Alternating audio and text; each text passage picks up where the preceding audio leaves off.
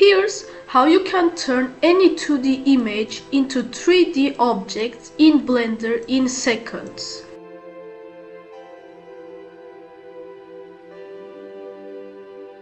So before we start the video, make sure to like, comment and subscribe to my channel.